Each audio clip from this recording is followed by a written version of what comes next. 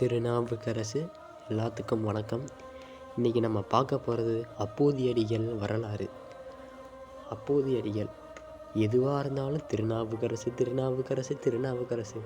சிவபெருமான் பேரை சொல்லாத ஒருத்தர் திருநாவுக்கரசர் பேரை சொல்லி கடத்தேறி இருப்பார் என்றால் அவருக்கு பெயர்தான் அப்பூதியடிகள்.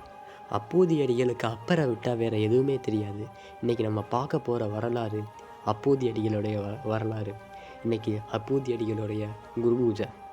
சேக்கிலாரில் எனக்கு ரொம்ப பிடிச்ச பகுதி இது. புராணம் ஆரம்பிக்குது. நம்ம திருநாவுக்கரசு சுவாமிகள் திங்களூருக்கு வரார். வயசான காலம், மத்தியான நேரம், கையில் ஒரு உழவார படை, இடுப்பில் ஒரே ஒரு துண்டு கட்டியிருப்பார். கந்தை மிகையாம் கருத்தை. அதுதான் அவர் அவ்வளோ ஒரு சன்னியாசம்.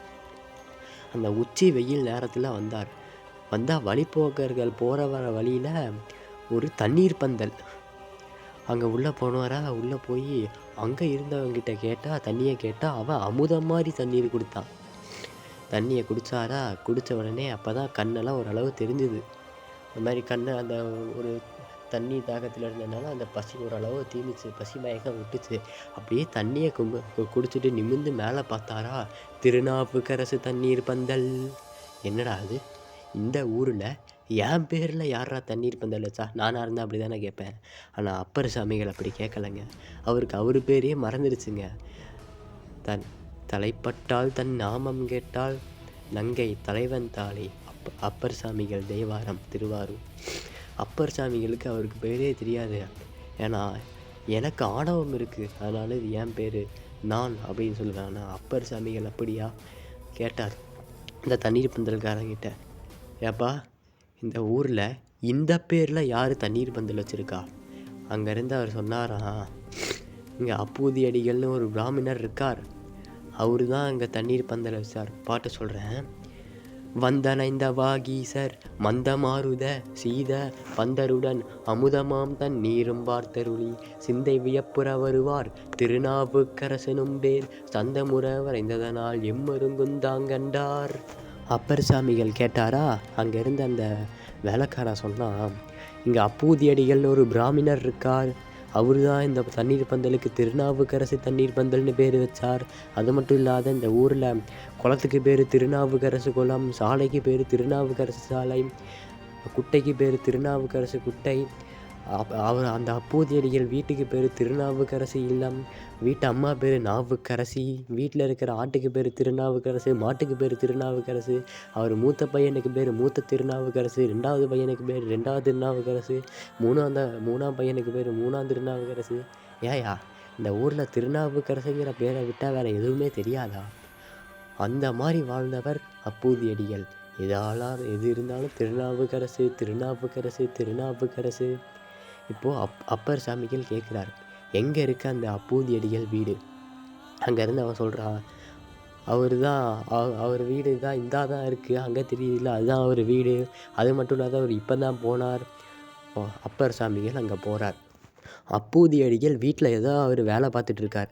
அங்கே யாரோ சொல்லிட்டாங்க, அங்கே உங்கள் வீட்டு வாசலில் ஏதோ ஒரு சிவனடியார் இருக்கார். ஏதோ சிவனடியார் எங்கள் வீட்டு வாசலில் வந்திருக்காரா? ஓடி வந்தார்ல அப்பூதியடிகள். ரெண்டு பேரும் பார்த்துக்கிட்டாங்க. யாரை கும்பிடலாம்? அப்பூதியடிகள் அப்பர் சாமிகளை கும்பிடலாமா? அப்பர் சாமிகள் அப்பூதியடிகளை கும்பிடலாமா? ரெண்டு பேரும் ஒரே நேரத்தில் கும்பிட்டு ஒருத்தர் மேலே ஒருத்தர் விழுந்துட்டாங்க.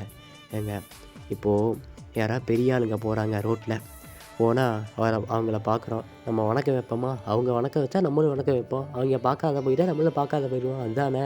அப்படி பண்ணக்கூடாதுங்க. அவங்க வணக்கம் சொல்கிறாங்களோ இல்லையோ, நம்ம சொல்லணும். ஏன்னா வணக்கம் அவங்களுக்கு இல்லை, அவங்க மனசுக்குள்ளே இருக்கிற சிவபெருமானுக்கு. ஒருத்தர் மேலே ரெண்டு பேரும் ஒரே நேரத்தில் கும்பிட்டு ஒருத்தர் மேலே ஒருத்தர் விழுந்துட்டாங்க. சேக்கிலார் ஒரு நாள் வயல்வெளியில் நடந்து போயிட்டு இருந்தாராம். இந்த இடது பக்கமும் வயது வலது பக்கமும் வயது, நடுவில் சின்ன பாதை போயிட்டு இருந்தாராம். ரெண்டு நெல் வந்து ஒன்று மேலே ஒன்று சாஞ்சிருந்துச்சான். பார்த்தாராம், கண்ணீர் விட்டாராம். தாண்ட மனசு இல்லை. பின்னாடி டிராஃபிக் ஜாம் ஆகி போச்சு. என்னங்க, டக்குன்னு தாண்டி போங்க, நெல் தானே, ஒன்று மிதிச்சு போங்க, எல்லாம் தாண்டி போங்க. நல்லா பாருங்க, இது நெல் இல்லை, இது அப்பர் சாமிகள், இது அப்பூதியடிகள். ஒருத்தர் மேலே ஒரே நேரத்தில் கும்பிட்டு ஒருத்தர் மேலே ஒருத்தர் விழுந்துட்டாங்க அப்படின்னு நான் சேக்கிலார். அந்த மாதிரி இப்போது அப்பூதியடிகள் அப்போ ரெண்டு பேரும் எந்திரிக்கிறாங்க. அப்பர் சாமிகள் இப்போ கேட்குறாரு, வேடிக்கையாக கேட்கிறான், தலையில் கங்கையை வச்சிருக்கிற சிவபெருமானுடைய அடியார்களுக்கு நீங்கள் தண்ணீர் பந்தல் வச்சுருக்கீங்க.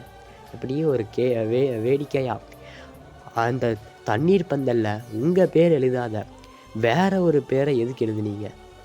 அப்பூதியடிகள் கேட்டார்ல, கண்ணு செவந்தது, கோபம் கொதிக்குது. ஐயா, எங்கள் அப்பர் சாமிகள் பேர் ஐயா வேற பேர்னு கேட்டேன். எங்கள் ஊரில் சாலைக்கு பேர் திருநாவுக்கரசு சாலை, குளத்துக்கு பேர் திருநாவுக்கரசு குளம், எங்கள் வீட்டுக்கு பேர் திருநாவுக்கரசு இல்லம், எங்கள் தண்ணீர் பந்தலுக்கு பேர் திருநாவுக்கரசு தண்ணீர் பந்தல், எங்கள் வீட்டில் ஆட்டுக்கு பேர் இருந்து மாட்டு வரைக்கும் எல்லாமே திருநாவுக்கரசு தான்யா. எங்கள் அப்பர் சாமிகள் பேர் ஐயா வேற பேர் என்ன? பொங்கு கடல் கல்மிதப்பில் போந்தேறும் அவர் பெருமை அங்கனர்கள் புவனத்தில் அறியாதார் யாருள்ளரே. எல்லா அந்தணர்களுக்கும் அவரை பற்றி தெரியுமே ஐயா. மங்களமாம் திருவேடம், வேஷத்தை பாரு, விபூதி, ருத்ராசம், சிவனடியார் மாதிரி. எங்கேருந்து வர, நீ யாரு சொல்லு? பாட்டு சொல்கிறேன். பொங்க கடல் கல்மிதப்பில் போந்தேறும் அவர் பெருமை அங்கனர்கள் புவனத்தில் அறியாதார் யாருள்ளரே. மங்களமாம் திருவேடத்துடன் நின்று வகை மொழிந்தீர் எங்குரைவீர் நீர்தான் யார் இயம்பும். இப்போ அப்பூதியடிகள் சொன்னாரா, அப்பர் சாமிகளுக்கு இப்போதான் அவரு பெருமை அவருக்கே தெரியுது. திருமறையோர் அது மொழிய திருநாவுக்கரசர் அவர் பெருமை அறிந்துரை செய்வார். திருமறையோர், மறைனா என்ன? வேதம். திருமறையோர் வேதம் சொல்லக்கூடிய அப்பூதியடிகள் சொல்லி தான் அப்பர் சாமிகள் பெருமையே அவருக்கு அப்போ தான் தெரியுது. இப்போ அப்பர் சாமிகள் சொல்லணும், நான் தான் திருநாவுக்கரசு அப்படின்னு நானாக இருந்தேன் அப்படி தான் சொல்லியிருப்பேன். ஆனால் அவர் யார்? நம்ம அப்பர் சாமியாச்சே. சொன்னார், சிவபெருமானால் சூளை நோய் குறித்து ஆட்கொள்ள சமணத்திலிருந்து சூளை நோய் கொடுத்து சைவத்திற்கு வர சிவபெருமானால் ஆட்கொள்ளப்பட்ட அந்த சின்ன பையன் நான் தாங்கிறாரு. இது எப்படி இருக்குது? அப்பூதியடிகள் பெருமையாக பேசிகிட்டு இருக்காரு, இவர் நான் தான் சின்னவங்கிறாரு. திருமறையோர் அது மொழிய திருநாவுக்கரசர் அவர் பெருமை அறிந்துரை செய்வார்.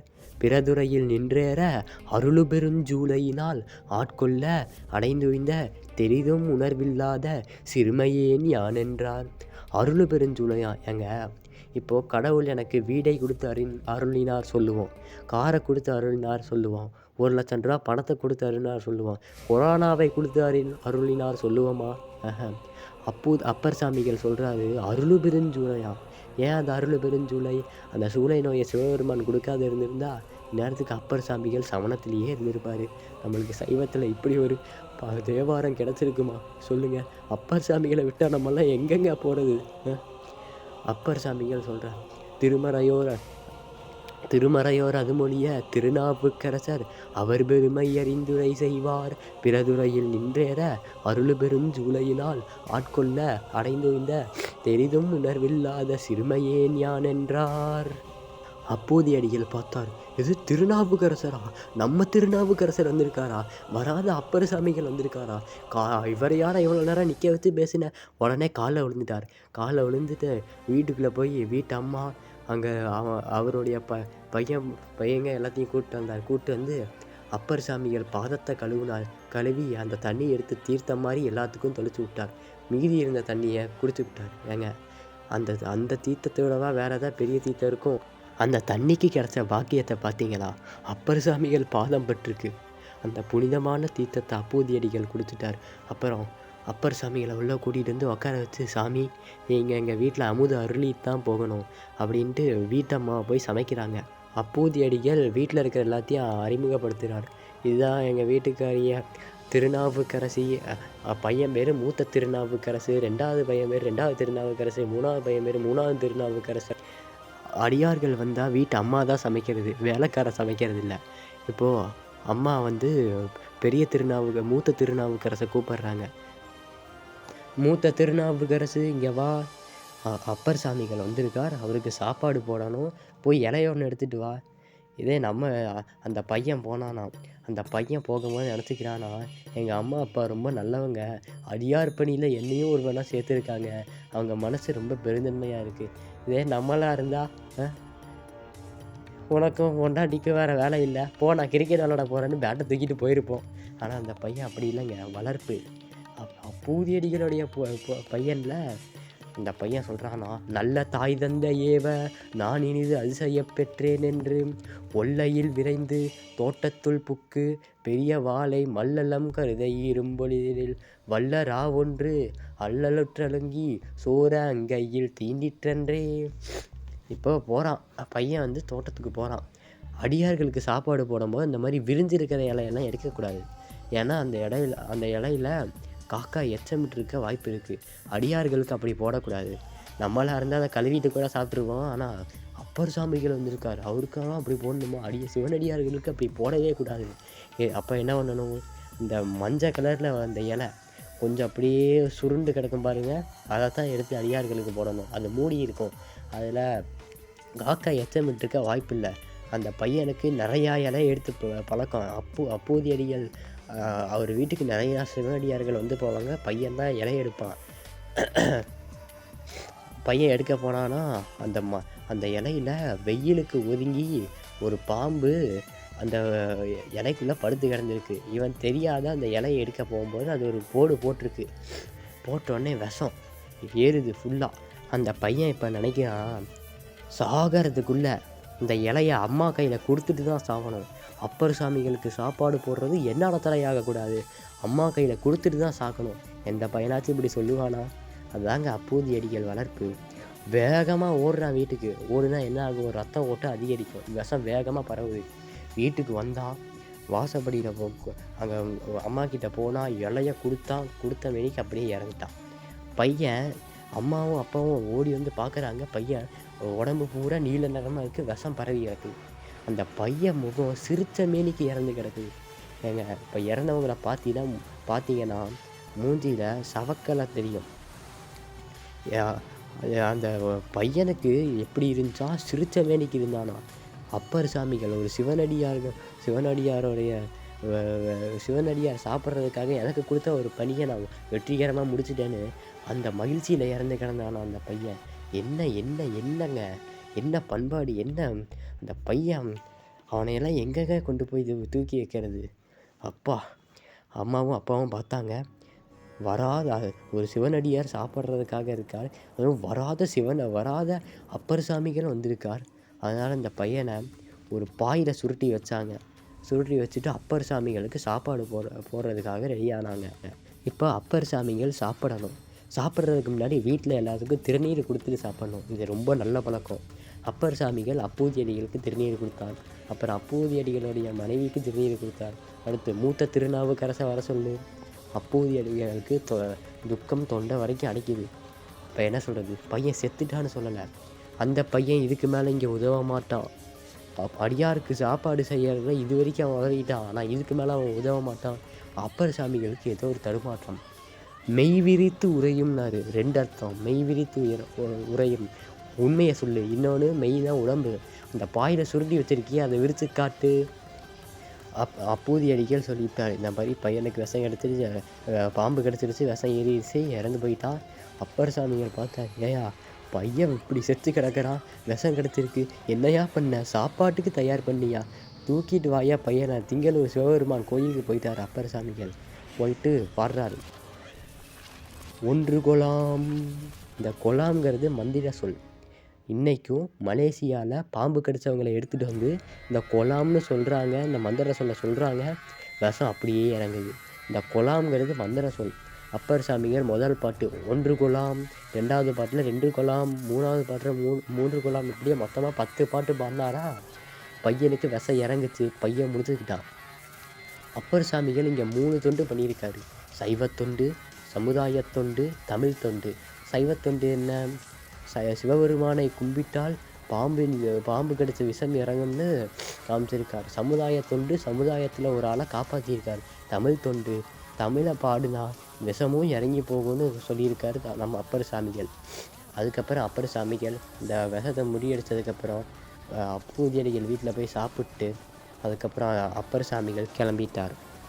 இன்றைக்கும் அப்பூதியடிகள் மாதிரியே ஒரு குடும்பம், ஊர் எனக்கு சரியாக ஞாபகம் இல்லை, மன்னிச்சிருங்க. வீட்டுக்கு பேர் அப்பர் இல்லம். அவங்க வச்சுருக்கிற பாடசாலைக்கு பேர் அப்பர் திருநாவுக்கரசு பாடசாலை. அப்புறம் வீட்டில் இருக்கிற பையங்களுக்கு பேர் திருநாவுக்கரசு, பெண் குழந்தை பிறந்தால் நாவுக்கரசு, இல்லைன்னா திலகவதி. இப்படி வாழ்ந்துக்கிட்டு இருக்காங்க. இன்னொரு குடும்பம் திருநெல்வேலி பக்கமும் என்னமோ சொன்னாங்க, அப்பருக்கு ஒரு கோயில் கட்டியிருக்காங்க. இன்றும் அப்பர் சாமிகள் நம்மை வழிநடத்தி கொண்டே இருக்கிறார். அடுத்து நம்ம யாரை பார்க்கலாம், நீங்களே கமெண்ட் பண்ணுங்கள். ஓம் நம சிவாய. இன்னொன்று, அப்பூதியடிகள் அப்பர் சாமிகளை கும்பிட்டு வேகமாக மோட்சத்துக்கு போயிட்டார். இப்போது ஒன்று சொல்கிறேங்க, இறைவன் அடியார்கள் சிவனடியார்களை பிடித்தால் வேகமாக மோட்சத்துக்கு போகலாம். சிவபெருமானை கும்பிட்றதை விட சிவன் அடியார்களை கும்பிட்டா சீக்கிரமாக மோட்சத்துக்கு போயிடலாம். இப்போது ஒரு ஆள் ஒரு மாடை இழுத்துட்டு போகிறான். இவன் வடக்க போகணும், மாடு தெற்கே இழுக்குது. இவன் வடக்க எடுக்கிறான், மாடு தெற்கே இழுக்குது. ஒரு பெரிய ஆள் வந்தார், நல்லா பழுத்த பழம். பெரிய ஆள் ஒரு பெரியவர் வந்தார். என்னையா பண்ணிகிட்ருக்க? மாடு நான் வடக்கு பக்கமாக எடுத்துகிட்டு போகணும், இது தெற்கு பக்கமாக இருக்குது. மாடை விடு சொல்கிறேன், விட்டால் ஓடி போயிடும். விடு நான் சொல்கிறேன். விட்டால் மாடு தெற்கு பக்கமாக ஓடி போச்சு. நான் தான் அப்போவே சொன்னேன்ல, மாடு இப்போ ஓடி போச்சு, என்ன பண்ணுறது? இது கத்தாத, ஒரு நிமிஷம் பொறுமையாக கண்ணுக்குட்டி இருக்கா? இந்தா தான் இருக்குது. கண்ணுக்குட்டியை தூக்கிட்டு இவர் வடக்கு பக்கமாக ஓடினாங்களா? மாடு திரும்பி பார்த்தது. இப்போது மாடு கண்ணுக்குட்டியை நோக்கி திரும்ப அந்த ஆளை ஃபாலோ பண்ணிட்டு வருமா, இல்லை அது தெற்கு பக்கமாக போகுமா? அதே மாதிரி தான் இறைவனுடைய அடியார்களை பிடித்து கொண்டால் இறைவன் நம் பின்னாலேயே வருவான். அப்பூதியடிகள் வரலாற்றில் அப்பூதியடிகள் மட்டும் இல்லை, அப்பர் சாமிகள் என பெரிய புராணம் ஒரு கடல். அதை நான் இன்று சுட்டி காட்டியுள்ளேன். சேக்கிலாருக்கு நன்றி, என் குருநாதர் ஞான சம்பந்தருக்கு நன்றி. அடுத்து நம்ம எந்த அடியாரை போடலாம், நீங்களே சொல்லுங்கள். மறக்காத, இன்றைக்கி அப்பூதியடிகள் குரு பூஜை எல்லாம் அப்பூதியடிகளின் நினைவு கூர்ந்து இன்றைக்கி அப்பர் சாமிகளையும் அப்பூதியடிகளையும் பெரிய புராணத்தையும் பேச சிவபெருமான் தந்த வாய்ப்பிற்கு எத்தனை கோடி நன்றிகள் நான் செய்வேன். நானேயோ தவம் செய்தேன், சிவாய நமவென பெற்றேன் என்று மாணிக்க வாசகர் சொன்ன மாதிரி இந்த அரிய வாய்ப்பு எனக்கு கிடைத்திருக்கு. எல்லா உயிரும் இன்புற்று வாழ்க, வையகமும் துயர்த்தீர்கவே, மேன்மைக்குள் சைவ நீதி விளங்குக உலகமெல்லாம் என்றும் கருத்தினை முன்பணித்து இந்த வீடியோவை நிறைவு செய்கிறோம். நன்றி, வணக்கம். எம்பிரான் சம்பந்தன் அடியார்க்கும் அடியேன். திருநாவுக்கரசு வளரு திருத்தொண்டின் நெறிவாள மறுஞான தவமுனிவர் வாகீசர் வாய்மதிகள் பெருநாமச் சீர்வரவல் உருகின்றேன் வேறுலகில் ஒரு குறை செய்ய ஒண்ணாமை உணராதே ஒரு நம்பி அப்பூதி அடியார்க்கும் அடியேன். சிவாய நம.